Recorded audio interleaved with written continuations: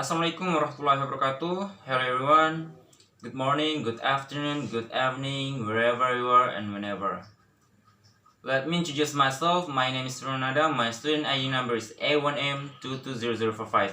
Okay, today I'm going to teach you about present simple. Actually, it's not going to talk about present simple, but the using present simple in your speaking. Di sini saya sudah menuliskan beberapa penjelasan tentang simple present. Apa sih simple present itu? Simple present adalah tense yang digunakan untuk menyatakan suatu kondisi atau kejadian yang sedang berlangsung sekarang atau kejadian yang berulang-ulang atau habit atau kebiasaan. Seperti yang terlihat pada monitor, simple present mempunyai dua fungsi. Yang pertama, general truth. Apa itu general truth? General truth adalah fakta umum atau kebenaran umum. Jadi fungsi simple present di sini untuk menyatakan fakta umum. Contoh dari fakta umum adalah kucing adalah mamalia. Atau contoh lain, ada 7 hari dalam seminggu. Itulah yang dinamakan dengan general truth atau fakta umum. Fungsi yang kedua dari simple present adalah habitual action. Apa itu habitual action? Habitual action adalah tindakan yang biasa dilakukan. Simple present di sini berfungsi untuk menyatakan suatu kebiasaan. Contohnya seperti saya pergi ke sekolah setiap hari atau dia pergi ke pasar setiap hari Minggu.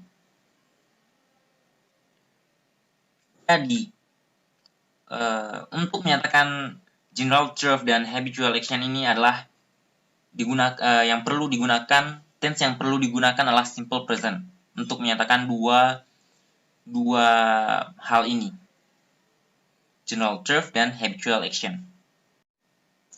Untuk formula atau bentuk dari simple present, seperti yang bisa kita lihat, untuk kalimat positif adalah subject plus verb 1, SES plus object. Untuk kalimat negatifnya, subject plus do not or does not plus verb 1 plus object.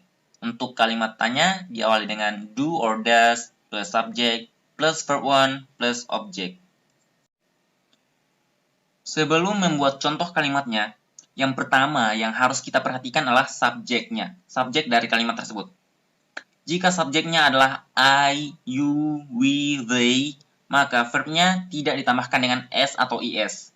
Tapi jika subjeknya adalah orang ketiga tunggal atau she, he, it, atau nama orang, maka verbnya ditambahkan dengan s atau is. Untuk contoh kalimat positif, kita bisa tuliskan seperti ini. I go to school. I go to school. Atau contoh lain, you work at night. Atau contoh untuk orang ketiga tunggal, he plays him. Mengapa di sini ditambahkan dengan s? Karena seperti yang dijelaskan di awal bahwa jika subjek dari kalimat tersebut adalah orang ketiga tunggal atau she, he, it, maka verbnya ditambahkan dengan s atau is. Untuk contoh kalimat negatifnya, kita bisa tulis seperti ini. You don't play game. Atau untuk contoh orang ketiga tunggalnya, she doesn't love me. Mengapa di sini tidak ditambahkan dengan s atau is? Karena bentuk kalimatnya adalah negatif. Untuk contoh kalimat tanya, kita bisa tulis seperti do you want to go to school today? Do you want to go to school today? apakah kau ingin pergi ke sekolah hari ini? Atau contoh kalimat tanya yang bersifat negatif. Don't you believe me? Don't you believe me? Tidakkah kau mempercayaiku?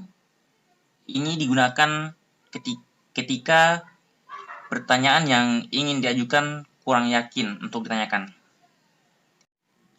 Untuk verb yang berakhiran ss, sh, ch, x, dan o, maka ditambahkan is. Contoh,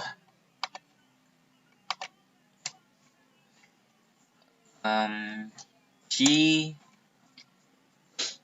misses me. Dia merindukanku. Atau she teaches me. Dia mengajariku. Untuk verb konsonan plus y, maka y-nya diubah atau diganti menjadi i, kemudian ditambahkan dengan is. Contoh, study. He studies. Untuk verb vokal plus y, maka ditambahkan s. Contoh, play. Ditambahkan s, plays. Itulah tadi penjelasan dari saya. Kurang dan lebihnya mohon dimaafkan. See you in next video. Wassalamualaikum warahmatullahi wabarakatuh.